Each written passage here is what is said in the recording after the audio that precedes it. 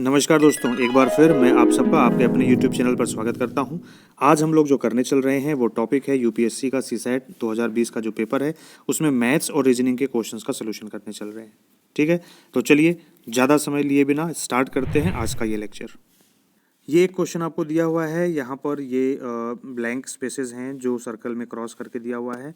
अब आपको क्या करना है कि इस क्रॉस की जगह पर कुछ ऐसे डिजिट्स या ऐसे नंबर्स डालने हैं जिससे ये सेटिस्फाई हो जाए इक्वेशन। ठीक है, अब क्या लिखा हुआ है, in the sum this is for which digit does the symbol this stand for. एक ही कोई डिजिट यहाँ पे रखेंगे जो पूरे इक्वेशन को सेटिस्फाई करेगी। आइए देखते हैं उसको। अब इस क्वेश्चन में आपसे पूछा था कि यहाँ पर जो ये स्टार बना हुआ है, स्टार की जगह पर कौन सा नंबर इन चारों में से रखा जाए जो इस कंडीशन को सेटिस्फाई करेगा। तो चलो, अगर मैं 2 रखता तो ये वैल्यू हो जाती 2 प्लस 12 प्लस 52 प्लस ये वैल्यू कितनी आ जाती 22 प्लस 21। इसके हिसाब से ये वैल्यू 122 आनी चाहिए, क्योंकि स्टार की जगह पे 2 रख दूंगा तो ये वैल्यू इज इक्वल टू क्या होनी चाहिए 122। आप ये टोटल ऐड ऑन करके देखोगे तो ये 122 का इक्वल नहीं आ रहा है, इसका मतलब पहला ऑप्शन नहीं हो सकता। ऐसे क्वेश्चन में कुछ नहीं लगेगा, बस इमीडिएटली फटाफट नंबर रख करके आप चेक करो। जैसे इसकी जगह पर आप 3 रखोगे, 3 प्लस 13 प्लस 53 प्लस 33 प्लस 31। अब आप इसको ऐड करके देखो तो ये वैल्यू इसके हिसाब से कितनी आनी चाहिए 133 आनी चाहिए। इसको जब आप ऐड करके चेक करोगे तो ये वैल्यू 133 आएगी। ये इसकी वैल्यू कितनी आ रही थी 109, इसकी वैल्यू आप ऐड करोगे 133 आ जाएगी, जो इस कंडीशन को सेटिस्फाई कर रहा है। तो इसलिए option B 3 is the correct answer. 4 और 5 भी रखोगे वो इस कंडीशन को सेटिस्फाई नहीं करेगा। ठीक है, तो ऐसे क्वेश्चन में 1 बाय 1 बस डिजिट रख दो। जहां स्टार था वहां पर एक बार 2 रखना था, एक बार 3 रखना था, एक बार 4, एक बार 5 रख करके चेक करना था। जो कंडीशन को सेटिस्फाई करता वो सही हो जाता। स्टार की जगह पर 2, 1 के बाद स्टार की जगह पर 2 तो 12 हो जाता। 5 स्टार मतलब 5 देन 2 52, दोनों स्टार है तो डबल 2, स्टार एंड 1 है तो 21। तो यहां पर 1 डबल स्टार यानी 122 आना चाहिए, तो नहीं आ रहा, 109 आ रहा, आंसर्स नहीं होगा। 3 जैसे आप रखोगे 133 आ गया, और इधर भी सम भी क्या आ गया 133 आ गया। इसका मतलब option B 3 is the right answer. ये अगला क्वेश्चन आपसे पूछा है दोस्तों, how many 5 digit prime numbers can be obtained by using all the digits 1 2 3 4 and 5 without repetition of digits. 5 अंकों की कितनी अभाज्य संख्याएं अंकों 1 2 3 4 और 5 के द्वारा बिना अंकों की पुनरावृत्ति किए हुए बनाई जा सकती हैं। चलिए देखते हैं इसका सोल्यूशन। इस क्वेश्चन में आपको बोला है कि इन 5 अंकों का प्रयोग करके कितनी अभाज्य संख्याएं बनाई जा सकती हैं। अभाज्य संख्या मतलब प्राइम नंबर्स। ठीक है, तो जो किसी से ना कटे। अभाज्य संख्या का मतलब क्या हुआ, जो खुद से कटे या फिर खुदा से कटे। खुदा मतलब 1 से।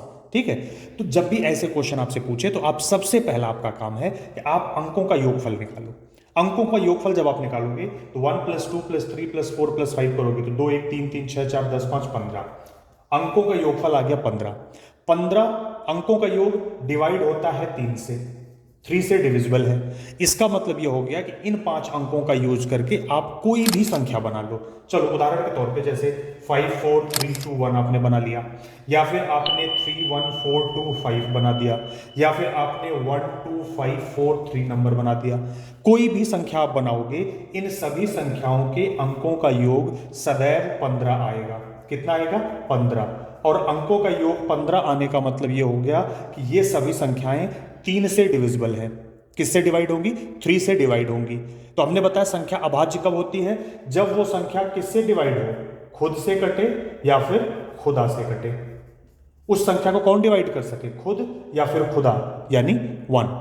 ठीक है, तो यहां पर तो एक दूसरी भी संख्या मिल रही है 3 भी, जो इनको डिवाइड कर देगी। तो इसका मतलब क्या है कि कोई भी अभाज्य संख्या संभव ही नहीं है। इन 5 अंकों का यूज करके आप कोई भी नंबर बना लो, वह संख्या 3 से तो जरूर कटेगी, और बाकी किसी से कटे ना कटे 3 से जरूर कटेगी। ठीक है, तो इसका मतलब वो संख्या अभाज्य हो ही नहीं सकती। तो इस क्वेश्चन का जो राइट आंसर आपका होगा ऑप्शन नंबर ए 0। आपसे पूछा कितनी अभाज्य संख्याएं बनाई जा सकती हैं, तो आपका आंसर होना चाहिए ऑप्शन ए 0। ठीक है, ऐसे क्वेश्चन जब भी आते हैं सबसे पहले अंकों का योग निकालो। अगर वो 3 या 9 से डिवाइड होते तो संख्या उससे डिवाइड होगी, अभाज्य नहीं है।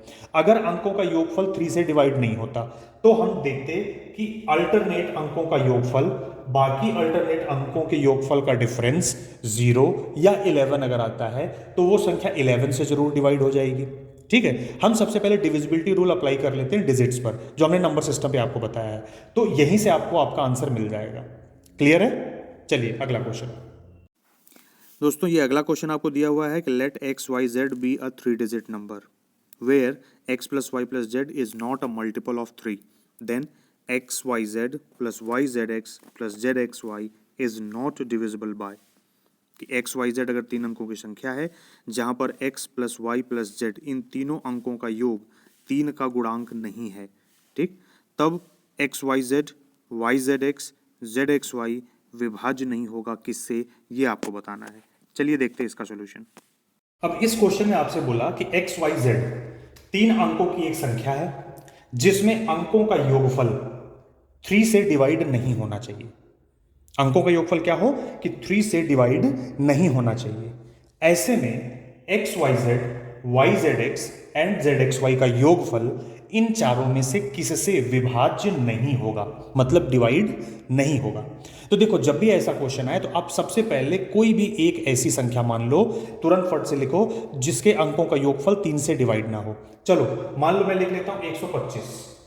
मैंने कितना ले लिया 125। आप अंकों को जोड़ लो, 5 2 7 1 8, कितना आएगा, ये वैल्यू आ गई 8। 8 3 से डिवाइड होगा, नहीं होगा। अब एक्स वाई जेड 125 है तो आप 125 लिखो। अब इसके बाद क्या है, वाई जेड एक्स, मतलब 2 से स्टार्ट होगा तो 2 देन 5 देन 1, फिर जेड से स्टार्ट होगा मतलब 5 1 2। इन तीनों को आप जोड़ दो। जब आप तीनों को ऐड करोगे तो 2 5 7 2 1 3 5 8 1 5 6 2 8 5 2 7 1 8, टोटल सम कितना आ गया 888। ये 888 अगर आप देखोगे, ये अब 888 888 को जो ऐड करोगे तो कितना आ गया 24 आ रहा है। 24 3 से डिवाइड होता है, इसलिए ये संख्या 3 से डिवाइड होगी। ये संख्या 37 से भी डिवाइड होगी और ये संख्या x plus y plus z से भी, यानी अंकों के योगफल से भी डिवाइड होगी। अंकों का योगफल कितना है 8, 818, 8 से डिवाइड करोगे 111 आएगा। मतलब ये नंबर जो मिलेगा वो आपको ये 3 से भी डिवाइड होगा, 37 से भी होगा, x plus y plus z से भी डिवाइड होगा। डिवाइड किससे नहीं होगा, वो आपका आंसर हो गया ऑप्शन बी, 9 से डिवाइड नहीं होगा। इसलिए इस क्वेश्चन का आंसर हो गया ऑप्शन बी। अगर आपको और कोई एग्जांपल देखना है, आप कोई भी रैंडम कोई भी एक दूसरा नंबर ले लो। चलो मान लो मैं नंबर ले लेता हूं 247। कितना ले लिया 247। आप देखो सम ऑफ द डिजिट्स क्या आ रहा है आपका 247 को जब आप ऐड करोगे तो ये वैल्यू कितनी आएगी, देखो 7 4 11 2 13, अंकों का योगफल 13 आ रहा, 13। 3 से डिवाइड है, नहीं है, कंडीशन पूरी करना। अब आप यहां पे नंबर लिखोगे 247, y से स्टार्ट हुआ है तो 472, फिर z से स्टार्ट हुआ है 724। इन तीनों नंबर्स को ऐड करो, 7 2 9 4 13 का 3, हाथ लग गया 1, 4 7 4 11 2 13 1 14 का 4, हाथ लग गया 1, 2 4 6 7 13 1 14, 1443 आ गया। अब आप देखोगे इसके अंकों का योगफल आप निकालो, 4 4 8 4 12, 12 3 से डिवाइड होता है, मतलब ये भी नंबर भी 3 से डिविजिबल होगा। इस नंबर को आप 37 से डिवाइड करके देखो, 37 से भी डिवाइड होगा। इस नंबर को आप x plus y plus z, अंकों का योगफल 13 है, 13 से डिवाइड करोगे 111 आएगा इसमें भी, ठीक है, मतलब ये इससे भी डिवाइड होगा। किससे डिवाइड नहीं होगा, 9 से। और हम चेक कैसे करते हैं, अंकों का योगफल अगर 9 से डिवाइड है तो वो संख्या भी 9 से डिवाइड होगी। अंकों का योगफल आ गया 12, वो 9 से कभी नहीं कटेगा। क्लियर है? तो इस तरीके से आप देखोगे और आपका आंसर ये आपको मिल जाएगा। कोई भी रैंडम नंबर आप लेते तो आपको ये ऑप्शन से ही सारे आंसर आपको क्लियर हो जाते। ठीक है, तो इस क्वेश्चन का आंसर हो गया कि ये किससे डिवाइड नहीं होगा, 9 से डिवाइड नहीं होगा। यही नहीं, आप कोई भी 3 डिजिट की ऐसी संख्या ले लो जिसके अंकों का योग 3 से नहीं कटता हो और उनका क्रम बदल बदल करके उनको ऐड ऑन करके देख लो, वो इन तीनों से डिवाइड होंगे लेकिन 9 से डिवाइड नहीं होंगे। कोई भी नंबर आप लेकर के चेक कर लो 3 डिजिट का। क्लियर है? आपको ये क्वेश्चन दिया है, a simple mathematical operation in each number of the sequence 14 18 20 24 30 32, ये ब्लैंक स्पेस है, results in a sequence with respect to prime numbers, which one of the following is the next number in the sequence. ठीक है, ये जो आपके पास series है इसमें हर संख्या में एक सरल गणितीय संक्रिया द्वारा अभाज्य संख्याओं का एक अनुक्रम प्राप्त किया जाता है। निम्न में से कौन सी अनुक्रम की अगली संख्या है, ये आपको बताना है। ओके, चलिए देखते हैं सोल्यूशन। इस क्वेश्चन में आपसे पूछा है, इस क्वेश्चन में आपसे क्या कह रहा है कि कुछ तो इन सब में एक ऐसा किया गया है जिससे अगला अनुक्रम आपको निकालना है। ये नंबर्स की सीरीज है, आपसे पूछा है कि अगला नेक्स्ट नंबर कौन सा होगा, आप बताओ। क्या कह रहा है कि प्रत्येक संख्या में एक सरल गणितीय संक्रिया के द्वारा अभाज्य संख्याओं का एक अनुक्रम प्राप्त किया जा सकता है। तो निम्न में से कौन सी अनुक्रम की अगली संख्या होगी। अभाज्य संख्या कैसे मिलेंगी, आप देखो 14 है, अगर इसमें -1 करो, सभी में -1 अगर आप कर दो तो इनका आंसर आ जाएगा 13, ये आ जाएगा 17, ये आ जाएगा 19, ये आ जाएगा 23, ये आ जाएगा 29, ये आ जाएगा 31। यानी सभी संख्याओं में से अगर एक 1 अगर हम माइनस कर दें तो हमको क्या मिल रहा है, अभाज्य संख्याएं मिल रही हैं। ठीक है, प्राइम नंबर्स मिल रहे हैं। तो 31 के बाद कौन सा प्राइम नंबर आता है, कौन सी अभाज्य संख्या आती है, वो अभाज्य संख्या आती है 37। ठीक है, तो यहां पर जो भी संख्या होगी उसमें से 1 माइनस करने के बाद आंसर आना चाहिए 37। तो यहां पे कौन सी संख्या होगी, बिल्कुल सही, यहां पर नंबर हो जाएगा 38। 38 में से 1 माइनस करने पर 37 आ जाएगा। तो इस क्वेश्चन का राइट आंसर है 38 और आपका ऑप्शन नंबर सी दे रखा था 38, इसलिए इसका राइट आंसर हो गया 38। क्लियर है, क्वेश्चन में साफ साफ कह रहा है कि इन नंबर्स में, किसमें, इन नंबर्स में ऐसा क्या करें, कुछ अब गणितीय संक्रिया का मतलब हुआ कि या तो जोड़ेंगे या घटाएंगे या डिवाइड करेंगे या मल्टीप्लाई करेंगे, कुछ करने के बाद में क्या मिलेगा, अभाज्य संख्याएं मिलेंगी। तो आप देखो कि सिर्फ एक माइनस करने पर, सब में से जो करना है सभी में करना है, तो अगर 1 माइनस करें हम सभी में से तो सब के सब किस में बदल जाते हैं, अभाज्य संख्याओं में। तो अगली अभाज्य संख्या लिख लो, और उस अभाज्य संख्या में 1 माइनस करने के बाद मिला है, इसलिए वो नंबर कौन सा रहा होगा, 38। क्लियर है। ये अगला क्वेश्चन है कि एक पुस्तिका जिसके पन्ने सामान्य रूप से हैं, पहले पन्ने की संख्या 1 से प्रारंभ करते हुए अंकित है। इस पुस्तिका से एक पन्ना फाड़ लिया जाता है। बचे हुए पन्नों पर अंकित पृष्ठ संख्याओं का योग 195 है। फटे हुए पन्ने पर निम्न में से कौन सी संख्याएं हैं। ठीक है, 1 page is torn from a booklet whose pages are numbered in the usual manner starting from the first page as 1. The sum of the numbers on the remaining pages is 195. The torn page contains which of the following numbers?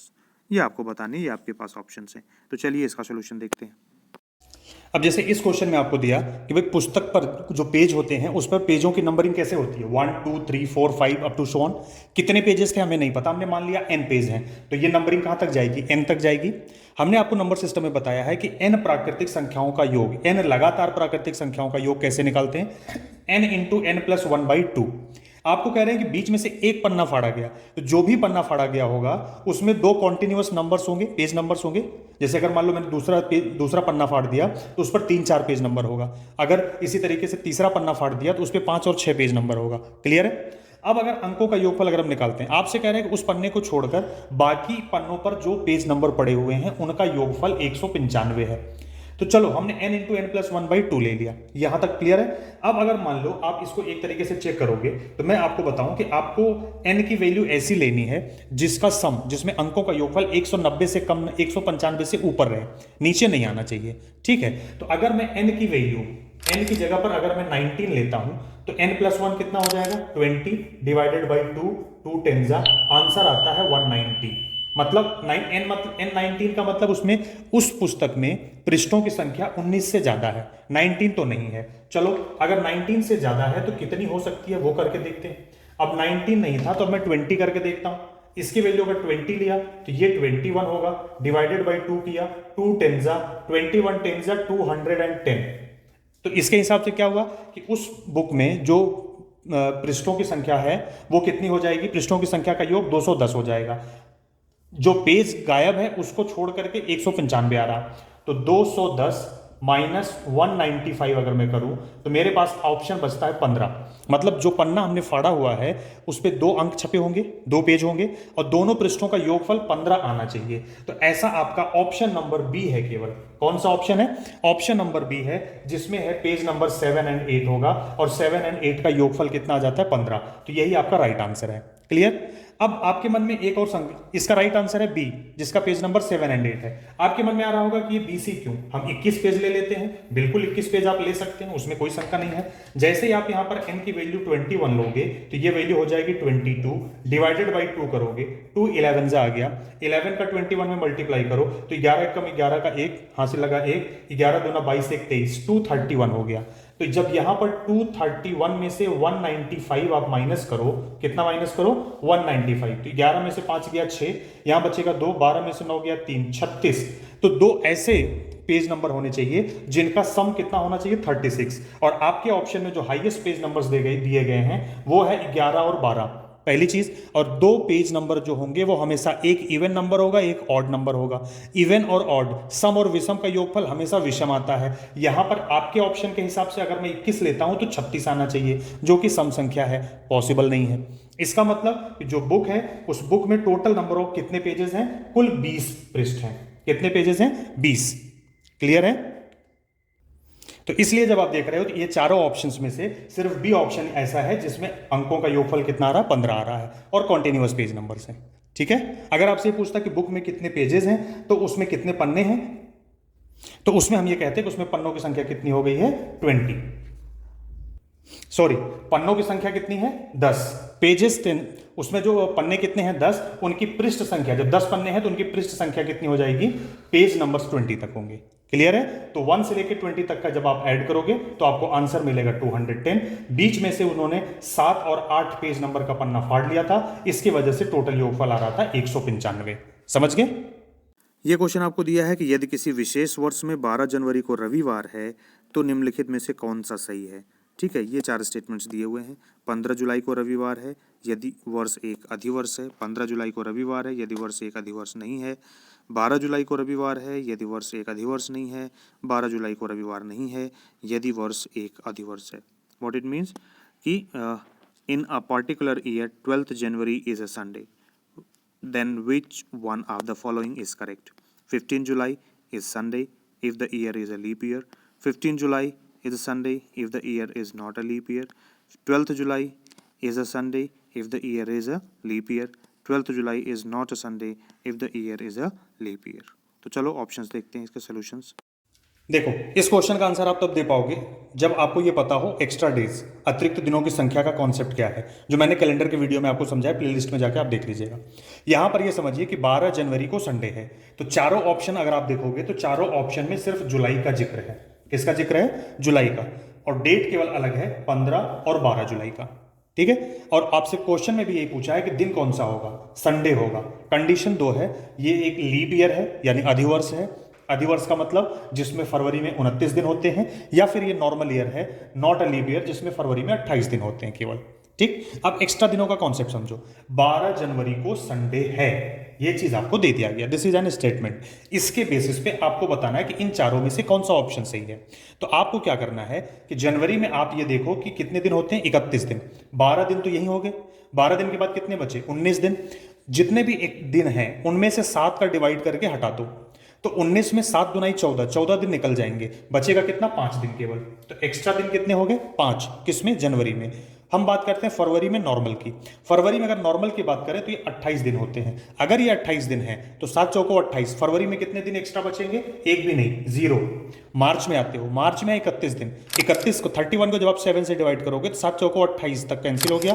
3 दिन extra बचते हैं मार्च में, +3 हो गया। फिर उसके बाद में आप आगे चलो, मार्च के बाद में आप आते हो अप्रैल में। अप्रैल में कितने दिन एक्स्ट्रा होंगे? 30 है, 28 तो कैंसिल हो गए, बच गए 2। फिर आप ऐसे ही मई में आते हो, 31 दिन वाले में कितने दिन एक्स्ट्रा हो गए? 3। फिर आप जून में आते हो, जून में 30 है, 30 में से फिर क्या? 7 चौको 28 गए, एक्स्ट्रा दिन हो गए 2। क्लियर? अगर मैं बात करूं 12 जुलाई की, तो 12 जुलाई में अब 12 तारीख तक में क्या करूं? 7 से अगर माइन हटाओगे, 7 दिन का एक हफ्ता होता है। 7 से क्यों डिवाइड कर रहे हैं? 7 दिन का एक वीक होता है, तो 7 दिन के बाद डेज ऑटोमेटिकली रिपीट होंगे। तो 7 दिन हटा दो तो बचेंगे कितने? 5 दिन। हम बात कर रहे हैं किसकी? 12 की पहले। ठीक है? अब आप देखो यहां पे ये एक्स्ट्रा दिन आ गए, इसमें भी जोड़ोगे तो 7 से ज्यादा, जैसे जैसे 7 होते जाए हटाते जाओ। 5 + 2 7, ये हफ्ता पूरा हो गया, हटा दो। ये 5 और ये 2 7, 5 और 2 7, कैंसिल करके हटा दो। अब ये क्या हो गया? 3 और 3 6, 6 दिन एक्स्ट्रा। तो छठवां दिन, संडे के बाद छठवां दिन कौन सा होता है? सैटरडे। संडे के बाद छठवां दिन कौन सा होता है? सैटरडे। 7वां दिन वापस से संडे होगा, तो ये 7वां दिन तो है नहीं, तो इसके हिसाब से छठवां दिन है, तो इसका मतलब संडे होना चाहिए था, सैटरडे होना चाहिए था। सैटरडे ऑप्शन में है नहीं। ठीक है? तो इसका मतलब क्या हुआ कि जो हमने इसको नॉर्मल ईयर माना था, ये नॉर्मल नहीं है, ये लीप ईयर होगा। और अगर ये लीप ईयर होगा तो ये फरवरी में जो 0 था, 0 की जगह एक दिन मेरे पास एक्स्ट्रा बचेगा। तो 3 और 3 6 और 1 7, तो ये 7 दिन मिला करके ये टोटल एक्स्ट्रा डेज 0 हो जाएंगे, और जो वो दिन है वो वापस से क्या हो जाएगा? संडे हो जाएगा। तो दिन संडे होगा कब? जब ये लीप ईयर होगा। और तारीख कौन सी होगी? 12। तो राइट आंसर आपका होगा ऑप्शन नंबर सी, 12 जुलाई दिन संडे ही होगा। और ईयर कैसा होना चाहिए? लीप ईयर होना चाहिए। बाकी किसी भी ऑप्शन पे आप जाओगे नहीं होगा। अगर वो लीप ईयर नहीं हुआ तारीख 12 ही हुई तो यहां पर ये एक नहीं आता, और ये एक नहीं आता तो 6 दिन बचते। अगर नॉन लीप ईयर हुआ तो संडे की जगह सैटरडे होना चाहिए था। ऑप्शन डी नहीं होगा। तारीख अगर 15 कर दोगे तो 7 दूना 14 दिन, जो यहां पर हमने कितने लिखे हैं, जो ये हमने 5 दिन एक्स्ट्रा लिखे हैं, वहां पे सिर्फ 1 दिन एक्स्ट्रा मिलेगा। सिर्फ 1 दिन एक्स्ट्रा मिलेगा तो ये पूरा कंप्लीट नहीं होगा, क्योंकि यहां पे 4 दिन, 1 दिन रहेगा तो 1 2 3 3 6 2 8 3 11 11 5 11 5 16 7 दूना 14, 4 दिन एक्स्ट्रा बचते हैं। 4 दिन एक्स्ट्रा बचते हैं मतलब थर्सडे होना चाहिए, तो 15 तारीख का सवाल ही नहीं उठता है। क्लियर? लीप ईयर हो चाहे नॉन लीप ईयर हो, नॉन लीप ईयर होगा 5 दिन एक्स्ट्रा बचेंगे तो 5वां दिन फ्राइडे होता। ठीक है, तो 15 तारीख का तो ऑप्शन ही नहीं बनता, एक ही ऑप्शन बनता है, वो है ऑप्शन नंबर सी। क्लियर है? तो इस वीडियो में इतना ही, फिर मिलते हैं अगले वीडियो में दोस्तों। बहुत बहुत धन्यवाद आपका इस वीडियो को देखने के लिए। आप वीडियो सारे देखते रहिए अपने एग्जाम के अकॉर्डिंगली, और आपकी जो भी समस्याएं हैं आप वो हमारे साथ शेयर करते रहिए, ठीक है। और वीडियो को अपने सभी दोस्तों को शेयर करिए जिससे वो भी इसका लाभ उठा सकें।